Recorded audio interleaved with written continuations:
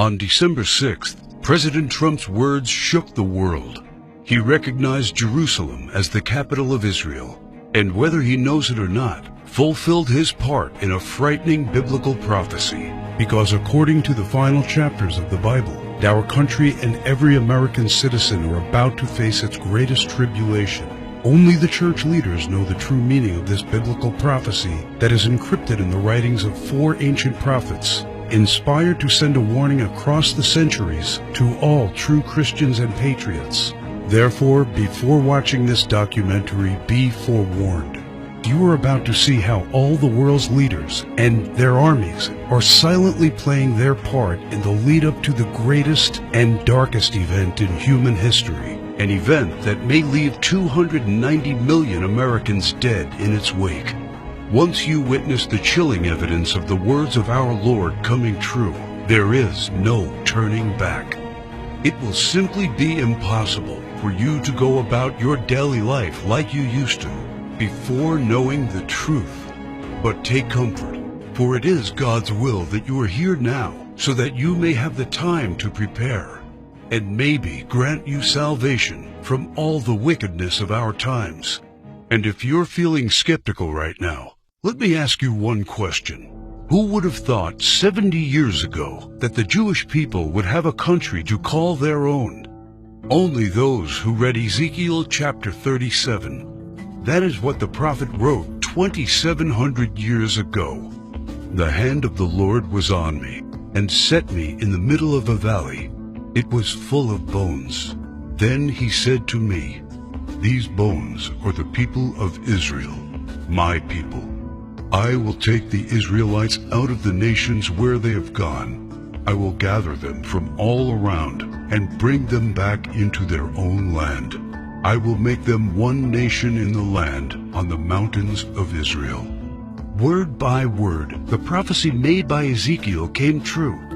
In 1947, the nation of Israel was born after the horror of the Holocaust, symbolized by the Valley of Bones. Scattered for more than 2,000 years, the Jewish people come from all over the world into this new state and made it an economic and military power. Yet, it was not whole. Israel needed Jerusalem to become its rightful capital again, and that only happened with the support of President Trump. However, to the north of Israel, other biblical prophecies have come true. The prophets Isaiah and Jeremiah write about this Syrian civil war. This is what the prophet Isaiah says: "Damascus will no longer be a city, but will become a heap of ruins." And these are the words of Jeremiah: "Damascus has become feeble. She has turned to flee, and panic has gripped her. Anguish and pain have seized her. Surely her young men will fall in the streets." For 5,000 years, the capital city of Syria stood as one of the oldest and most prosperous cities in the world. But the civil war began in 2011 and turned it into a ruin. Not only do the prophets talk about the war, but also the refugee crisis and the deaths of its men fighting for one side or the other. The army of Syrian dictator Bashar al-Assad has been fighting the rebels backed by the United States, Israel, Turkey, Jordan, and Saudi Arabia, and ISIS terrorists. In 2015, Bashar al-Assad was at the brink of total defeat. Yet exactly at that time, another biblical prophecy was fulfilled. Ezekiel 38 tells of Russia coming to the border of Israel.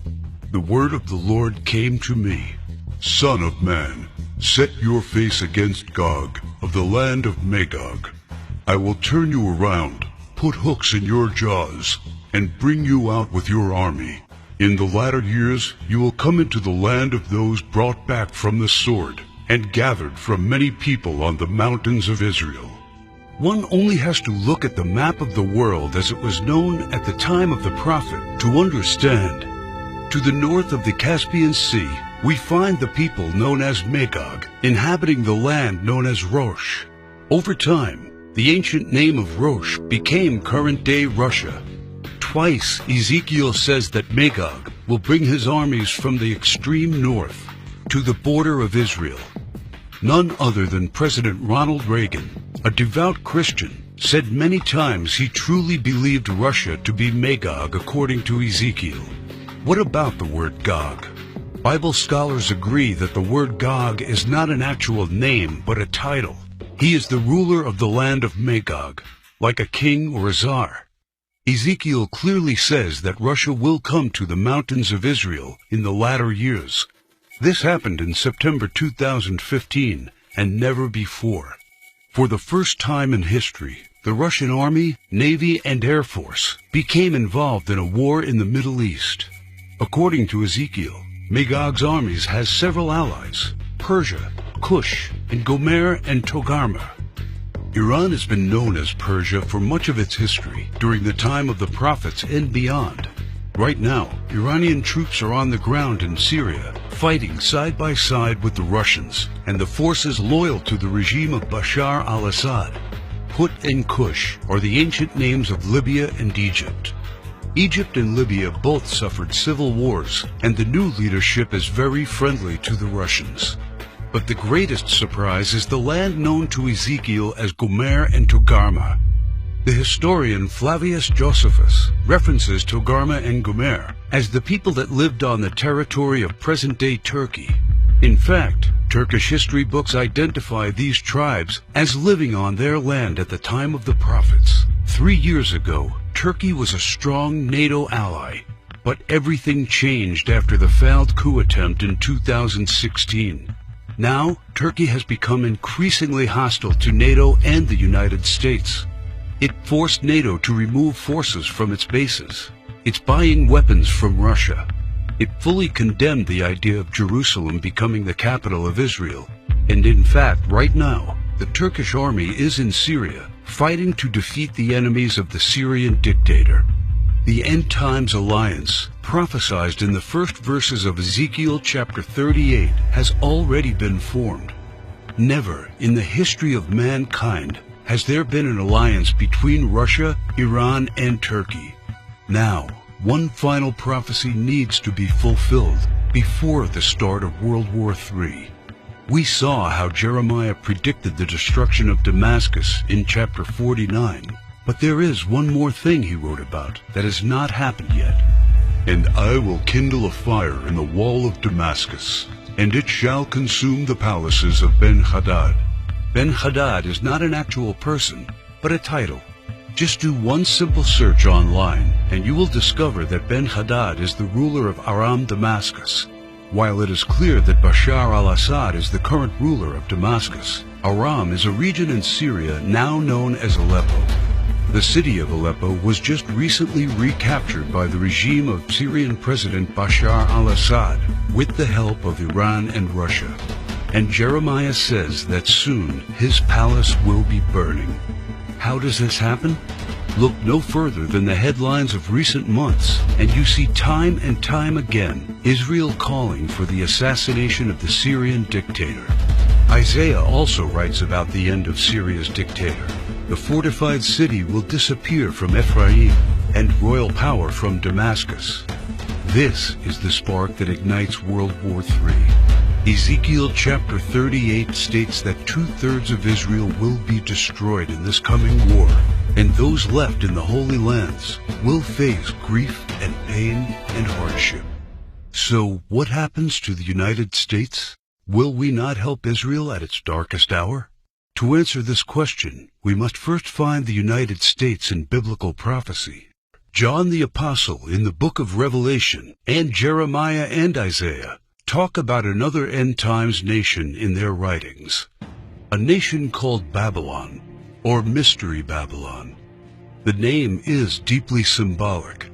Ancient Babylon was a city made great by people who came from all parts of the ancient world, just like immigrants helped make the United States the world's only superpower. And because the prophets didn't know of the existence of the North American continent at the time of the visions, they called it Mystery Babylon.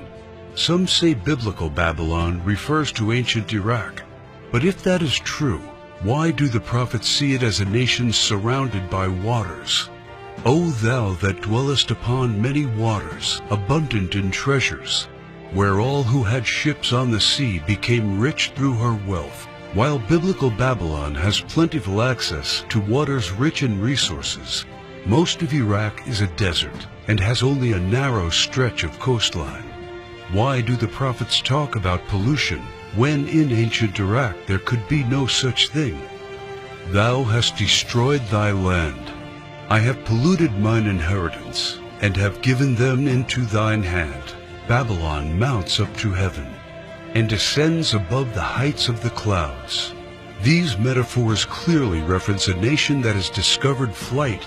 It is obvious that Babylon, or Mystery Babylon, can't be ancient Iraq. But the prophets have more to say about this end times nation. Babylon is hailed as a queen among nations, the lady of kingdoms. According to the prophets, Babylon reigneth over the kings of the earth. It is the praise of the entire earth, and an astonishment among the nations. It is a place of great riches, and the merchants of the earth are waxed rich through the abundance of her delicacies. In fact, the prophets say clearly that should something happen to Babylon, all worldwide trade would stop. The merchants of the earth will weep and mourn over her, because no one buys their cargoes anymore. It is the #1 military power, and it's called the hammer of the whole earth. Isaiah in verse 18, chapter 2, talks about how Babylon's beginning would be unique and awe-inspiring. America was created out of the former British colonies, a nation made out of many states just like the prophets foretold. Our ancestors were the first British colonists, and we speak their language. That's the reason why Jeremiah sees England like a mother to the U.S., according to verse 50, chapter 12. More so, the prophets talk about the lion that is on the sigil of the mother of Babylon. England uses the lion as its royal symbol. The last crew the prophets left us is incredibly accurate. The scripture often refers to Babylon as a woman. According to the book of Revelations, she sits atop water and has a golden cup in her right hand and a crown of 7 rays on her head. And the woman which thou sawest in that great city, which reigneth over the kings of the earth. The United Nations, in theory, reigns over all the kings of the earth, and is situated in New York, the great city where you can see the Statue of Liberty. The statue is the most well-known landmark in the U.S., and the symbol of Babylon the prophets are referring to in their clues.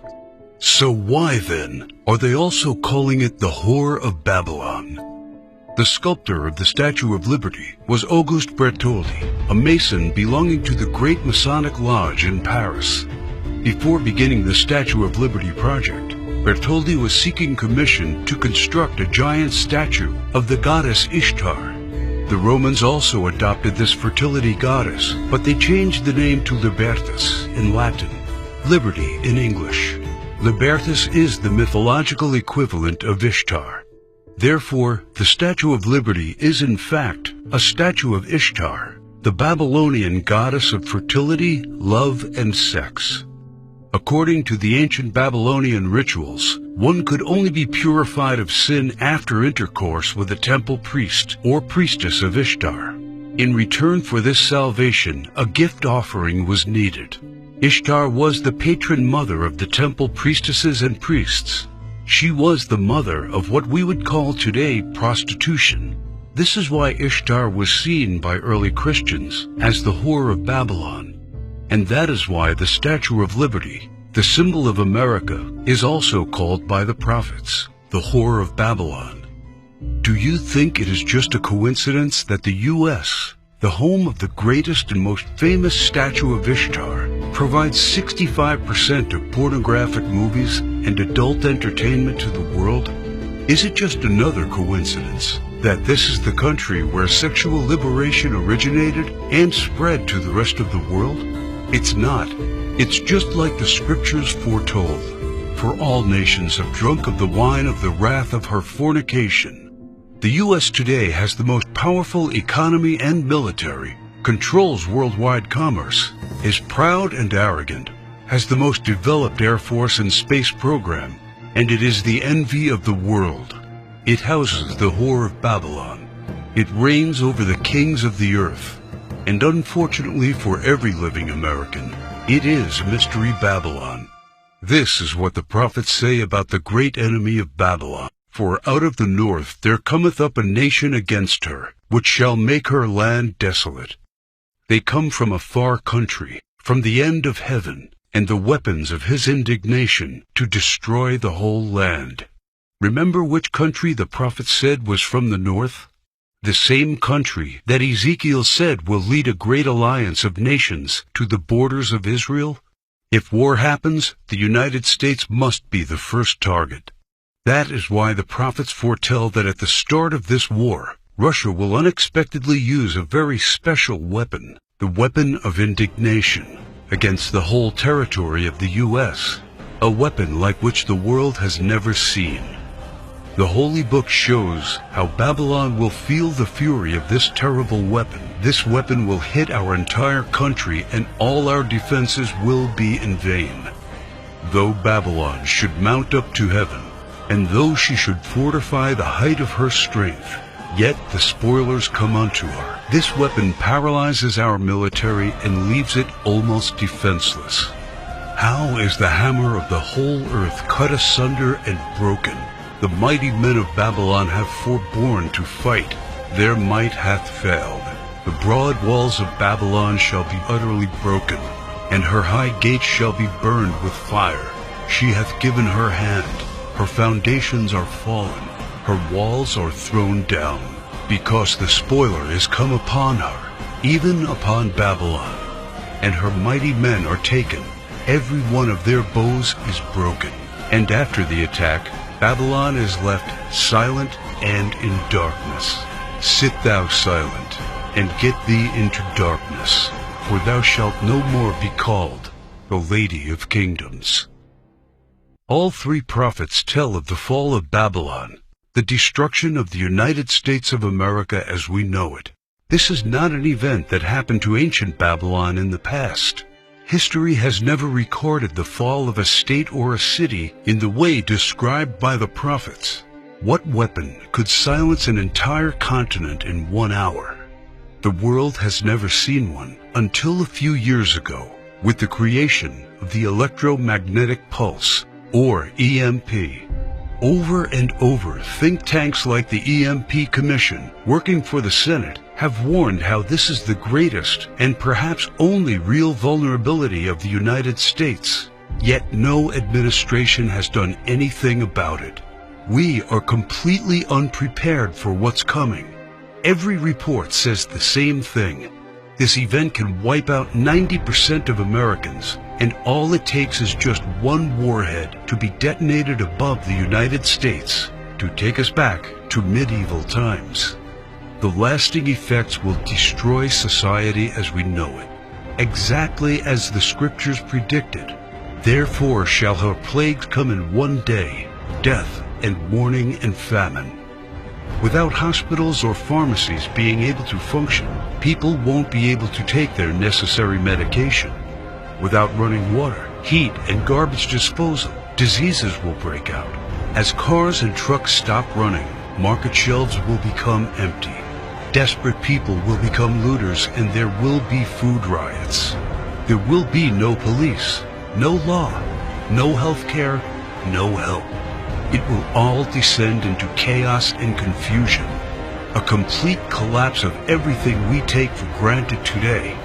As the prophet Jeremiah says, "And it shall be, when thou hast made an end of reading this book, that thou shalt bind it to a stone, and cast it into the midst of Euphrates. And thou shalt say, Thus shall Babylon sink, and shall not rise from the evil that it will bring upon her. And this is the start of the time of tribulation and sorrows. For then shall be a great tribulation, such as was not since the beginning of the world to this time, no, nor ever shall be." And yet, the prophet shows that there is still hope. But the ones who endures to the end will be saved. The message couldn't be any clearer. The warnings are there so that only the ones who believe the words and warnings of our Lord and prepare will be saved.